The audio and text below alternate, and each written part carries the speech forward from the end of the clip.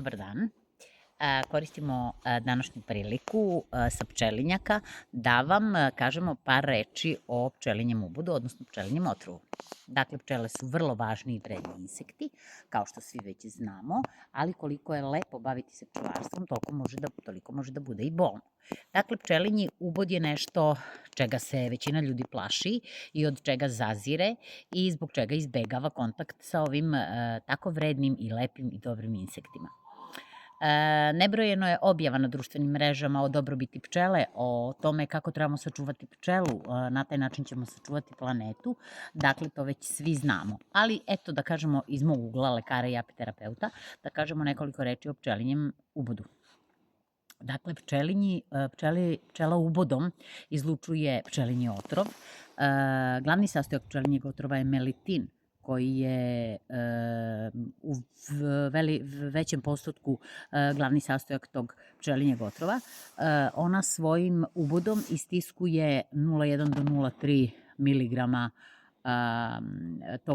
tog sadržaja, gde taj melitin djeluje na periferne nervne završetke i na mestu uboda javlja se počev od blage lokalne reakcije u vidu crvenila, blagog otoka i tačkice gde se vidi, recimo, evo možemo da vidimo iz priloženog, mi smo danas na pčelinjaku tretirali pčele oksalnom kiselinom.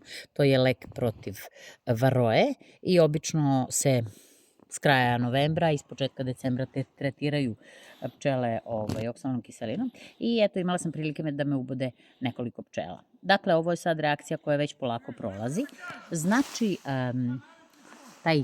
taj lokalni nalaz može da bude, kao što ste videli iz priloženog, od otoka crvenila i tačkice na mestu uboda, pa do mnogo jačih i daleko težih reakcija, sve do anafilaktičkog šoka koji ide sa prestankom disanja, sa prestankom rada srca i tako dalje. Ovakav nalaz, kao što ste videli na mojoj ruci, ne zahtjeva neku posebnu terapiju, međutim sve malo jače od ovoga i jače od ovoga, znači u vidu otoka crvenila, svraba, bola i tako dalje, pa do nekih osjećaja generalizovanih reakcija, osjećaja slabosti, malaksalosti i tako dalje, zahtjeva terapiju.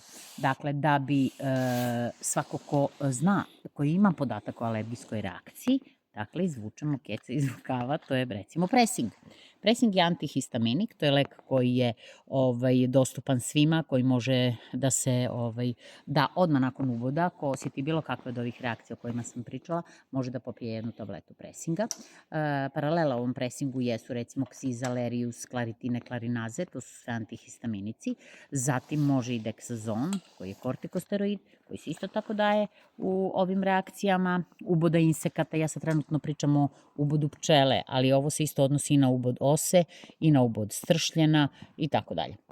Kod svih alergijskih reakcija može i Dexazon, a lokalno može i kreme u vidu, recimo Sinoderm, u vidu antihistaminika, odnosno to su kreme uglavnom, ovo je kortikosteroidna krema, a imamo kreme sa antihistaminicima kao što su Sinopen, kao što je Fenergan, Didermal, Fenistil i tako dalje, dostupne u našim apotekama. Dakle, to su lekovi koje možete i sami da koristite i da imate, pogotovo oni koji se bave pčelarstvom.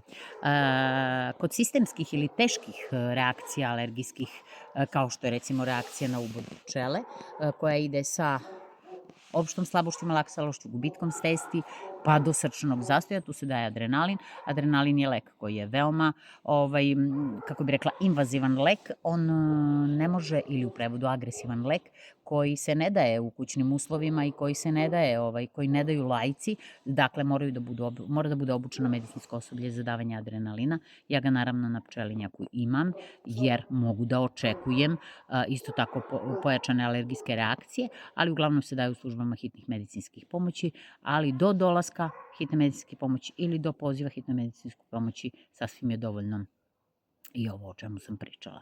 Dakle, pčele su plemenita stvorenja, ali je sa njima potreban ipak oprez.